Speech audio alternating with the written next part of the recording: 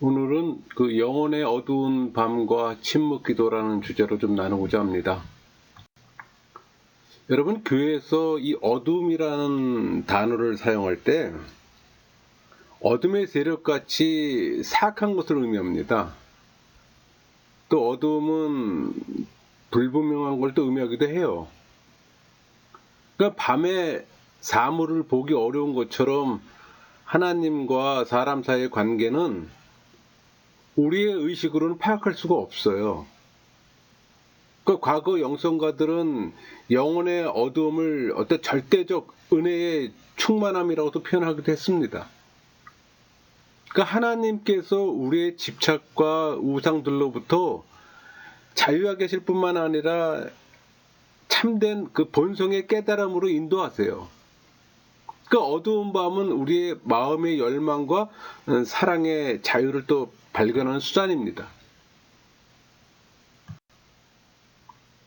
여러분, 영혼의 어두운 밤의 특징이 있어요. 그러니까 영혼의 어두운 밤은 하나님을 향한 어떤 개방성, 충동적 삶으로부터 전환하는 과정이에요. 그러니까 이 시기에 옛 생활 방식에 대한 어떤 공허함이나 메마름, 그러니까 위로의 부재와 기도의 에너지가 고갈되는 걸 경험하게 됩니다. 그러니까 기도에서 어두운 밤을 통과하는 사람들을 돕기 위해 어두운 밤을 분별하는 세 가지 요인이 있어요. 첫째가 기도의 삶의 메마름과 무능함입니다. 그러니까 기도에서 위로가 사라지고 생활의 만족이 사라지는 거예요. 그 영혼은 하나님의 일에서 어떤 만족도 발견하지 못하는 겁니다. 그러니까 위로의 결핍을 경험하면서 더 새롭게 노력하고 더 많은 에너지를 투자하지만 아무 소용이 없어요. 그러니까 어두운 밤을 지날 때는 옛 방식은 소용이 없는 겁니다. 두 번째가 옛 방식에 대한 어떤 열망의 결핍입니다. 그러니까 옛 방식의 기도와 어떤 삶을 복원하려고 애를 쓰지만 이런 노력이 진정한 열망에서 나온 것이 아님을 또 깨닫게 됩니다. 또 그것을 깨달을 때 옛 방식으로 되돌아가기가 쉽지 않아요. 원치 않는 거죠. 계속 성장하길 원하잖아요.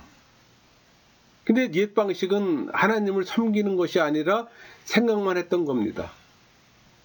셋째가 하나님을 사랑하는 단순한 열망이에요. 그 어두운 밤이라는 이 표시는 내적인 평강 가운데 하나님 곁에 있기를 열망한다는 겁니다.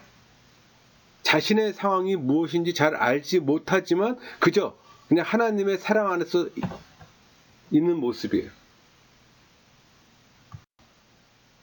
그 어두운 밤을 경험할 때 경험하는 게 있어요. 그 여러 가지 유혹으로 영혼이 혼란합니다. 과거에 만족을 주던 수단이 메마르게 될 때 그것을 대체할 다른 것을 추구하게 되는 거예요. 그러니까 하나님께 대해 분노하는 충동입니다.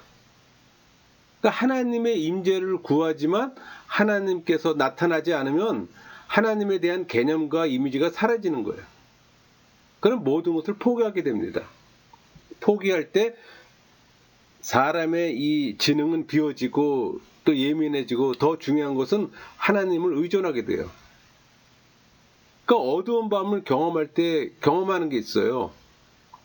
우리는 계속 궁극적인 만족을 찾으려고 애쓰지만 잘못된 것을 찾아요. 하나님의 좋은 것을 우상으로 만들어 몰두하게 됩니다. 그러나 우상을 깨트려야 우리가 찾던 선물에 대해 무감각했다는 걸 발견하게 되는 거예요. 치료하는 과정으로서의 어두운 밤은 정화시키는 과정이에요. 그러니까 어두운 밤에 많은 경험들이 아픔과 고통을 느끼게 하지만 이것은 순수함의 회복, 깊은 평화와 기쁨의 어떤 경험, 하나님과 타인과 세상을 향한 사랑의 충만함을 위해 디자인된 겁니다.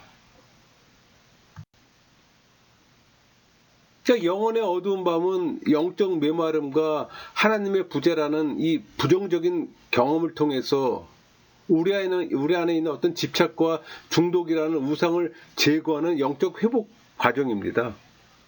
그러니까 하나님을 향한 사랑이 성장할 때 어둠 속에서 우상은 깨어져 버리는 거예요. 이런 과정 속에서 어두운 밤은 진정한 영혼의 자유를 주는 또 영적인 여정인 겁니다. 그 어두운 밤을 지날지라도 하나님의 변함없는 사랑을 정화된 마음으로 깨닫는 자는 하나님을 향한 사랑의 열망으로 찬양하게 되는 거예요. 여러분, 깊은 사귐의 기도 상태를 잘 모르는 사람들은 신학적 근거가 빈약하다고 침묵 기도를 좀 도외시합니다. 그러니까 분명한 것은 예수님도 구약의 선지자들도 초대기호 이후 지금까지 해온 전통이에요. 아쉬운 것은 소수의 사람만이 향유하고 있다는 겁니다. 이런 기회에 되돌아보는 영적 기회가 됐으면 합니다. 언제든지 누구나 다 경험할 수 있는 겁니다. 누구라도 자신만의 것을 버리고 주님을 향해 응시한다면 내주하시는 성령이 우리와 하나가 됐어요. 여러분이 성령 세례를 받았다면. 그러니까 성경의 모든 사실과 성령의 조명하심에 동의하고 영접하고 따르는 것이 신앙이잖아요. 여러분, 믿음은 말이 아닌 침묵 속에서 내주하시는 성령을 인식하는 겁니다. 인식해야 하는 겁니다. 주님 앞에 조용히 다가가서 마리아처럼 모든 것 그분의 발 아래 내려놓고 그분을 경험해야 하는 거예요. 여러분, 일상의 삶에서 하나님을 경험하십니까? 우리 누가복음 10장에 마리아처럼 더 좋은 곳을 택할 수 있기를 소망하는 거예요. 그분이 나와 하나 될 수 있도록 우리의 마음과 영혼의 빈 공간을 만들어야 된다는 겁니다.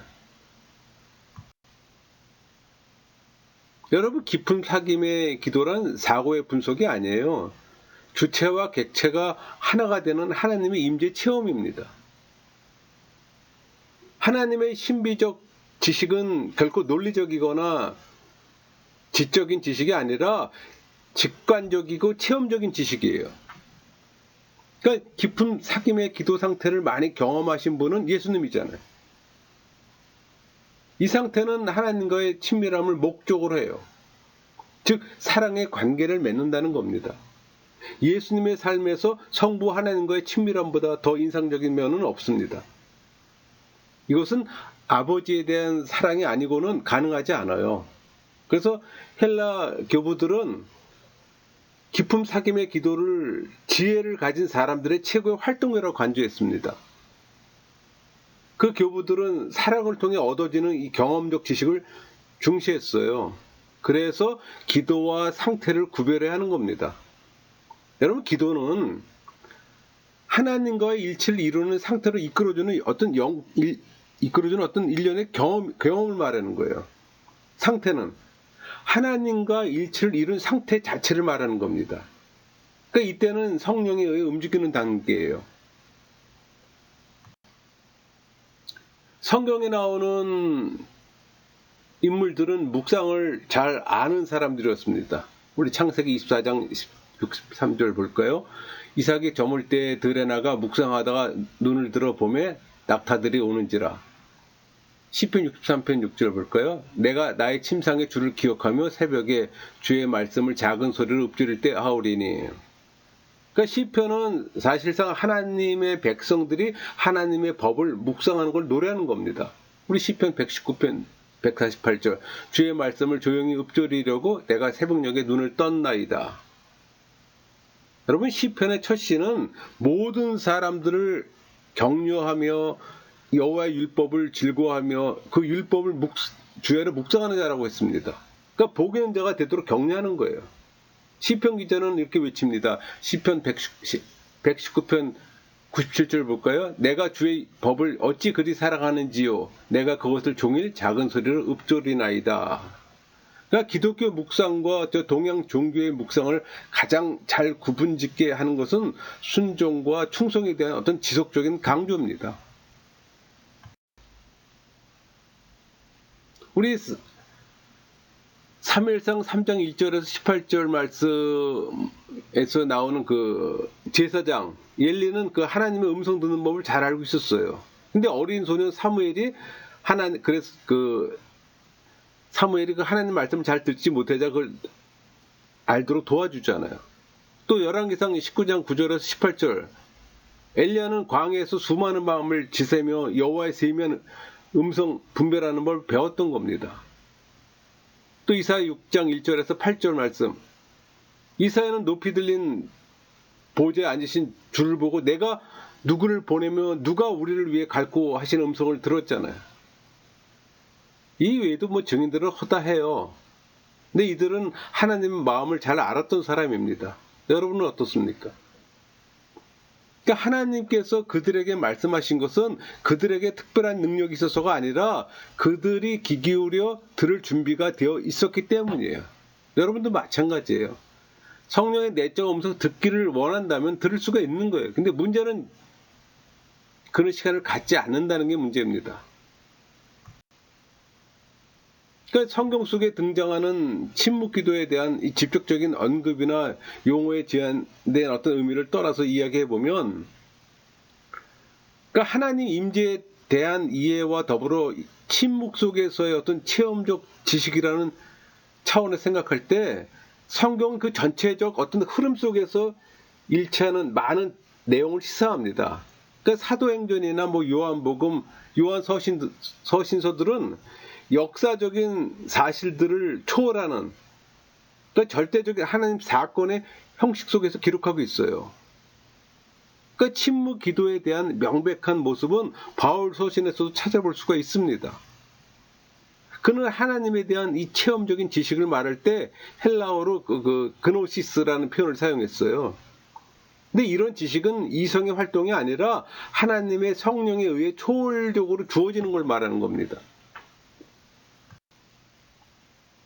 그 사도 바울은 이 지식이 우리 사도행전 그 9장에 다메섹 도상에서 어떤 회심과 소명, 또 그 후에 갈라디아 1장 17절에 그 아라비아 사막에 가서 모든 걸 떠나 기도에 전념하잖아요. 또 고린도후서 12장 2절에서는 그 삼층천의 비밀을 체득한 것은 깊은 사귐의 기도로의 그 초대를 보여주는 겁니다. 그러니까 바울 서신에서 그 그노시스라는 용어를 하나님을 사랑하는 자에게 주는 특이한 어떤 하나님께 대한 지식이라는 의미로 사용했던 거예요. 그러니까 바울에 의하면 이 지식은 하나님의 신비에 관한 높은 경지를 말하기도 합니다.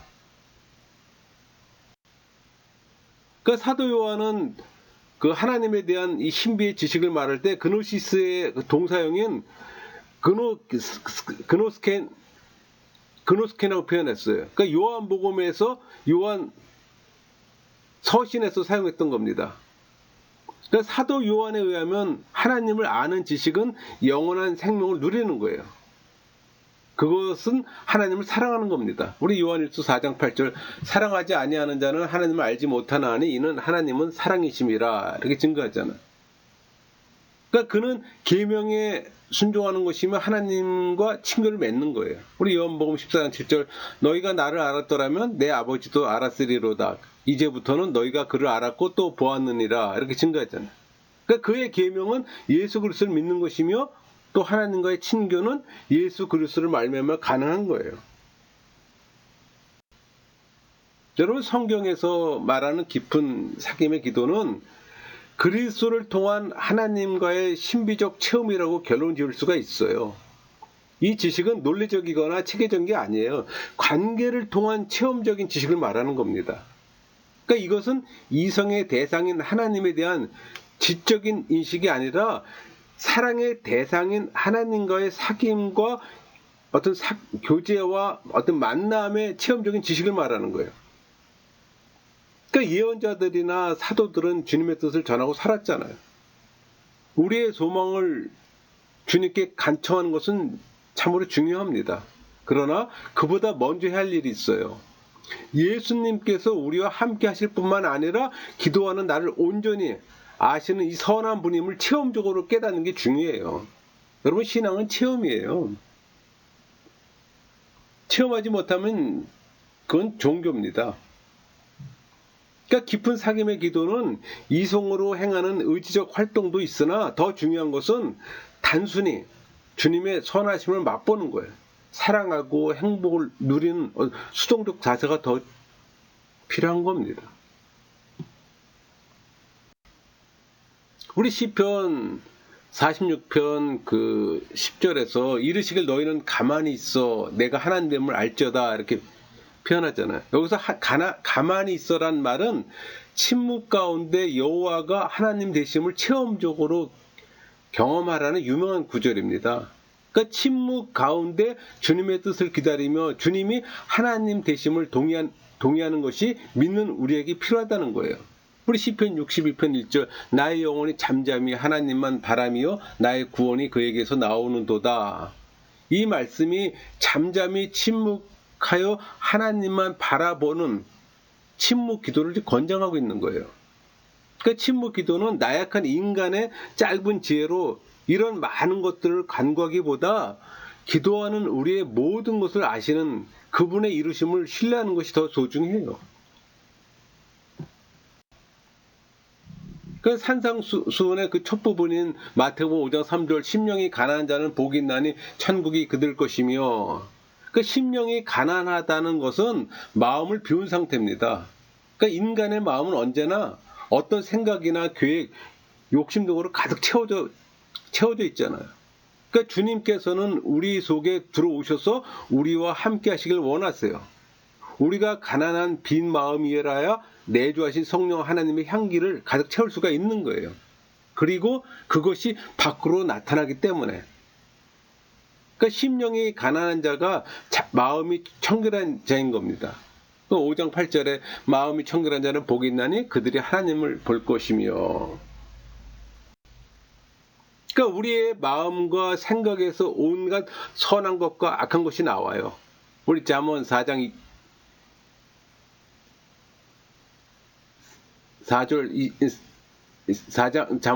23절 모든 지킬 만한 것 중에 더욱 내 마음을 지키라 생명의 근원이 이에서 남이니라.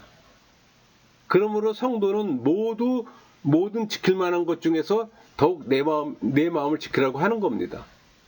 그러니까 성령은 우리에게 주신 이 지극히 높으신 하나님의 선물이에요. 그분이 내주하시면 진정 우리의 소유입니다. 여러분 안에 성령이 내주하고 계십니까?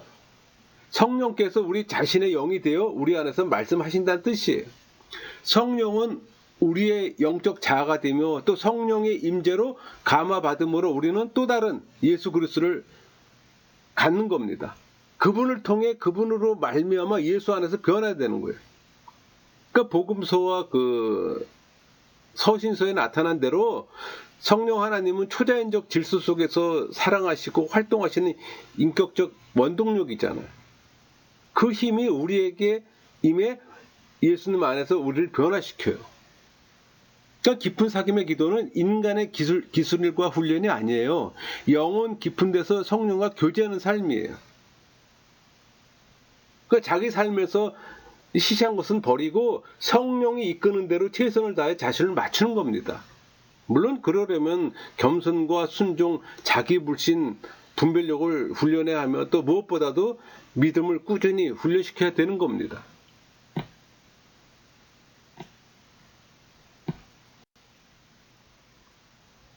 여러분 사도 바울은 고린도의 모든 교인들이 성령을 받아 성령의 인도대로 살길 바랬잖아요. 그게 고린도전서 2장 7절에서 7절, 10절, 11절, 12절 말씀이잖아요. 이것은 신약에 나타난 깊은 사귐의 기도에 관한 증거입니다. 인간이 자신의 내적 자아의 증거를 통해서만 자신을 알듯이 하나님도 당신 성령의 사랑 안에서 스스로 나타내 보이세요. 그러니까 성령 덕분에 우리는 우리 안에 있는 하나님의 자비의 실체와 임재를 체험할 수 있잖아요. 그러니까 성령 하나님은 우리의 내적 자아와 긴밀히 연합되어 있으며 우리 안에 계신 그분의 존재는 나를 예수 그리스도와 하나님의 나로 만들어요. 그러니까 최후의 우리 만찬 석상에서 예수님께서 제자들과 우리에게 성령을 약속하셨잖아요. 성경을 비인격적 의미로만 대하는 경우가 너무 많아요. 물론 성령은 먼저 사도들에게 주어졌고 이어서 교회로 전해졌어요. 이는 성령께서 잘못된 교리와 도덕관념으로부터 교회를, 특히 사도들의 계승자를 지키신다는 뜻입니다. 그러나 그보다 더 중요한 것은 성령 하나님은 각 개인에게도 주어졌다는 거예요. 진리 가운데로 인도하시고 또 눈을 열어 자신의 삶 속에 임한 하나님의 임재와 또 활동의 신비를 보게 하십니다.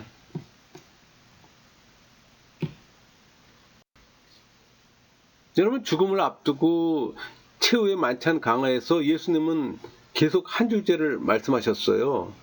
제자들 안에 성령으로 사시려고 세상의 육신을 거두어 그들을 떠나신다는 내용입니다. 그러니까 예수님께서 단지 어떤 추억으로만 남겠다는 말씀이 아니잖아요. 천사들을 통해 멀리서 인도하고 통치하는 것도 아니에요. 하나님이라면 충분히 모든 자연세계를 초월하세요. 하지만 예수님 안에서 하나님과 인간 사이의 간격은 성육신으로 메어졌고 또 우리 안에서는 성령이 임재하심으로 메어졌어요. 그러니까 그리스도는 우리 안에 임재하세요. 그러니까 육안으로 볼 수 있는 것보다 더 생생히 임재하세요. 우리 각자가 또 다른 예수 그리스도가 되었기 때문에. 그러니까 육안으로 보는 게 전부라고 생각하는 사람들 많이 있잖아요. 근데 하나님은 영적인 존재거든요. 우리의 내적 자아에 성령이 임재하시니 외적이고 이기적이며 허구적인 자아에 대한 집착만 벗어버리면 우리 안에 계신 하나님을 발견할 수가 있는 거예요. 이 발견이란 바로 영적 체험을 의미하는 겁니다. 예수 그리스도께서 우리에게 보내시겠다고 하신 성령은 그런 분이에요. 우리 고린도전서 3장 16절, 너희는 너희가 하나님의 성전인 것과 하나님의 성령이 너희 안에 계시는 걸 알지 못하느냐. 사도 바울은 하나님과 성도 일체성을 지금 증언합니다. 그러니까 우리가 하나님의 성전이 되고 성령이 우리 안에 내주하세요. 그러니까 성령께서 우리 안에 하시고자 하신 일을 마음껏 하시도록 자리를 내어드리기 위해 침묵 가운데 우리의 몸과 영혼을 비워드리는 겁니다. 여러분, 침묵 기도를 간단히 말하면 성령의 내적 음성을 듣고 그분 말씀에 순종하는 능력이에요. 아주 간단해요. 그러니까 침묵 기도에는 어떤 숨은 비결도 비밀스러운 주문도 정신운동도 어떤 환각적인 초월의식도 없어요. 다만 만물의 창조주께서 우리와 교제를 원하신다는 사실만 있을 뿐입니다. 그러니까 에덴 동산부터 교통하신 하나님은 아담의 타락으로부터 지금까지 손을 내밀어 거역하는 자녀들을 위해 찾으시고 말씀하시고 행동하시고 가르치시고 인도하셨잖아요. 그러니까 우리 할 일은 그 하나님 앞에 나아가서 듣고 순종하는 것뿐입니다. 여러분, 모세는 여러 번 흔들리고 주저앉았어요. 하지만 하나님의 음성을 듣고 순종하는 법을 배웠잖아요. 우리 출애굽기 3장 11절, 사람이 자기의 친구와 이야기함 같이 여호와께서는 모세와 대면하여 말씀하시며 모세는 진으로 돌아오나 눈의 아들 젊은 수종자 여호수아는 회망을 떠나지 아니하리라. 이렇게 증거합니다. 여기서 친밀한 관계, 교제의 의미가 내포되어 있어요. 그러나 이스라엘 민족은 이런 친밀함을 갖지 못했어요. 그들은 하나님에 대해 조금 배우고 나서는 하나님의 존전에 나아가는 것이 두려운 일이라고 깨달았던 거예요. 그래서 모세에게 이렇게 말했던 겁니다. 출애굽기 20장 19절, 모세에게 이르되 당신이 우리에게 말씀하소서 우리가 들으리이다. 하나님이 우리에게 말씀하시지 말게 하소서 우리가 죽을까 하나이다. 이렇게 그들은 위험 부담 없이 종교적 체면을 유지할 수가 있었어요. 이것은 모세를 선두로 하는 선지자와 사사 반열의 시작입니다.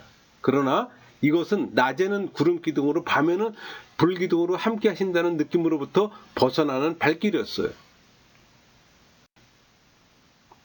그래서 누가는 사도행전 1장 1절 네오빌라여 내가 먼저 쓴 글에는 무릇 예수께서 행하시며 가르치기를 시작하심부터 이렇게 표현되어 있잖아요.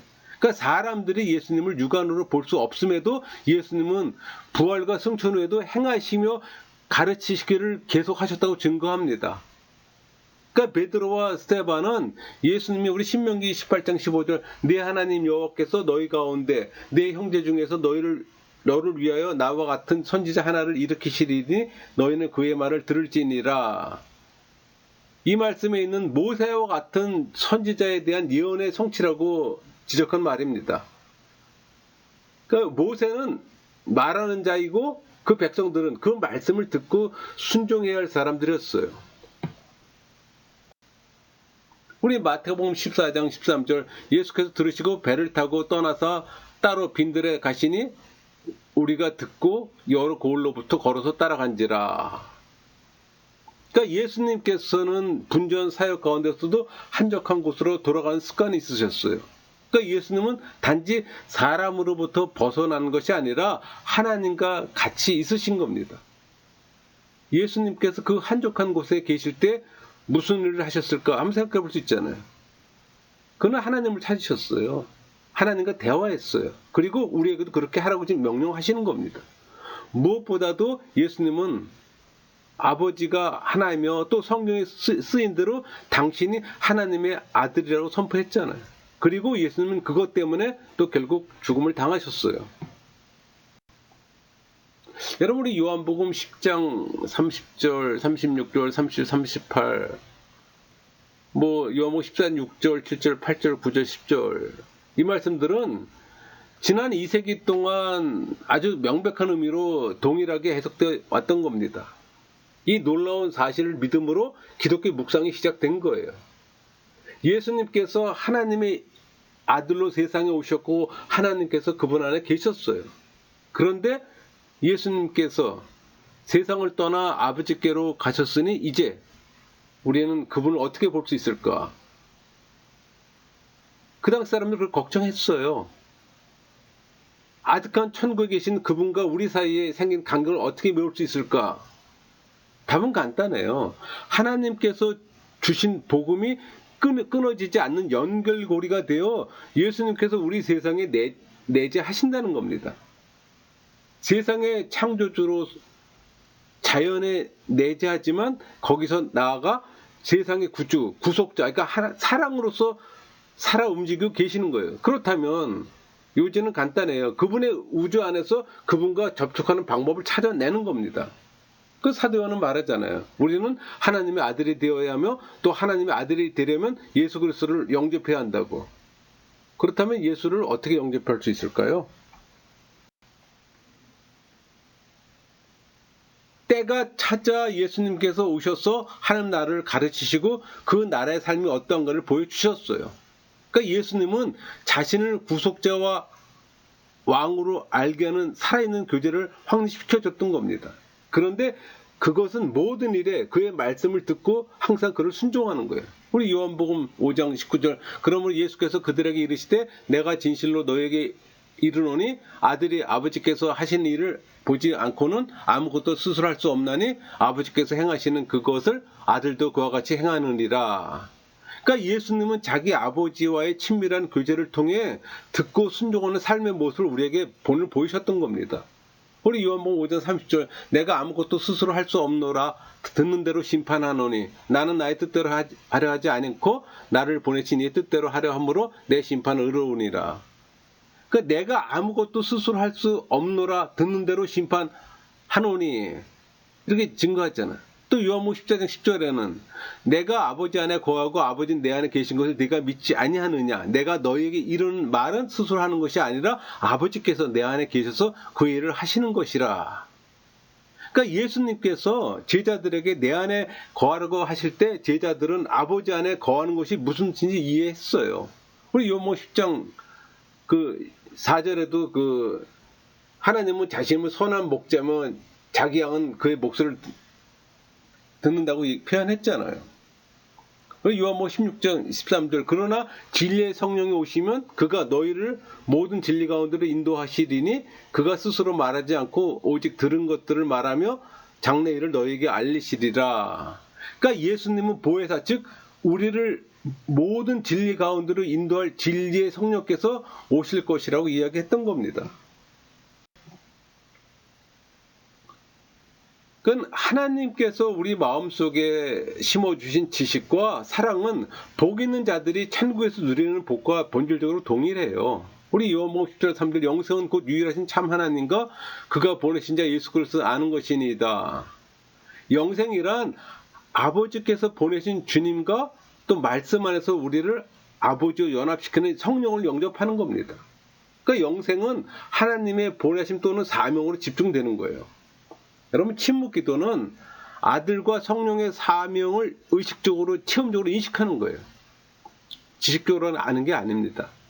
그러니까 우리에게 생명으로만이 아니라 빛으로 보내신 말씀을 받아들이는 거예요. 그래서 말씀을 늘 가까이 해야 되니까 바로 그겁니다. 그 설교 말씀을 자주 들어야 되는 거예요. 그러나 우리에게 보내셔서 우리 안에 영접된 말씀을 충만히 아는 지식은 객관적이보단 주관적이에요. 그러니까 우리는 그분을 타자로 신이나 당신으로 알고 우리의 영과 모든 존재가 그분을 향하지만 그분은 우리 안에 계시며 우리 내면에 나와 긴밀하게 연합하세요. 그러니까 그분은 우리보다 더 참으로 우리의 자아가 되는 거예요. 그러니까 여러분, 성령의 내주하심을 경험하지 못하면 이 모든 것들이 헛된 소리예요. 성령이 내주하신다 하더라도 내가 성령께 집중하지 않으면 이 또한 다 헛된 소리입니다. 그래서 영적인 이야기는 성령의 내주한 자만이 이해할 수 있는 부분들이에요. 성령의 내주하심을 경험하지 못한 사람들은 이런 이야기들이 공허한 메아리처럼 들릴 겁니다.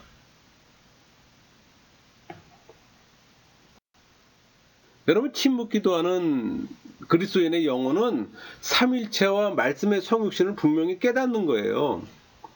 예수님을 아는 긴밀한 지식에서 무한한 기쁨과 자유를 누리는 거예요. 이게 얼마나 놀라운 일입니까?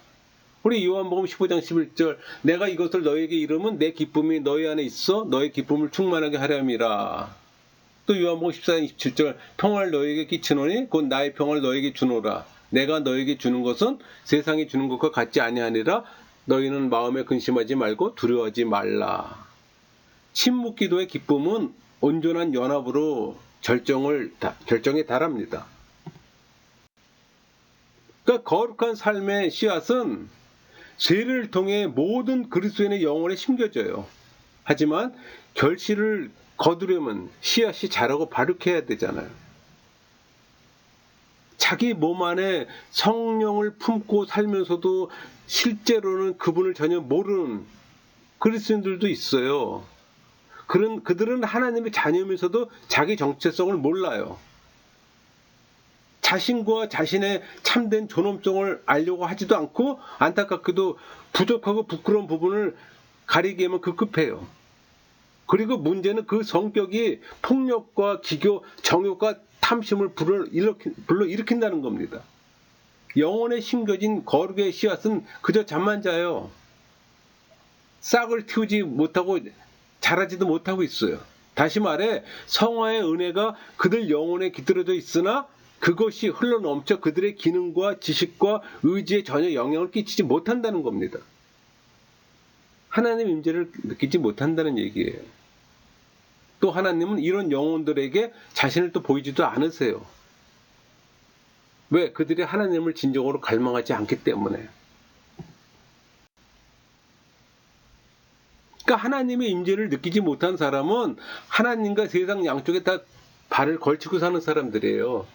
그들은 외적 환경 안에서만 편안합니다. 그래서 자신 더 깊은 내면을 구하지 않아요. 자기 영혼은 하나님의 지배 아래 두면서도 생각과 갈망은 환각과 욕망을 쫓는 데 여념이 없어요. 이런 종교인은 하나님을 아는 지식에 관한 한 하나님과 함께하지 함께하지 않는 사람과 다를 바가 없는 거예요. 그러니까 최후의 만찬 자리에서 예수님은 선물로 성령을 약속하셨잖아요. 단 받는 자들에게는 성령이 주어지지만 받지 않는 자들에게는 성령이 거부될 겁니다. 여러분, 깊은 사귐의 기도는 사람이 세상에 속한 만큼 비례해 거부될 겁니다. 세상이라는 말은 일시적이고 중요하지 않은 것을 사랑하는 자들을 나타내는 거예요. 그러니까 세상을 탐하는 자들이에요. 이들은 성령을 받지 못해요. 이런 동일 주제 안에서 두 반대 명제가 동시에 공존할 수는 없잖아요. 하나님과 만물을 함께 섬길 수가 없듯이.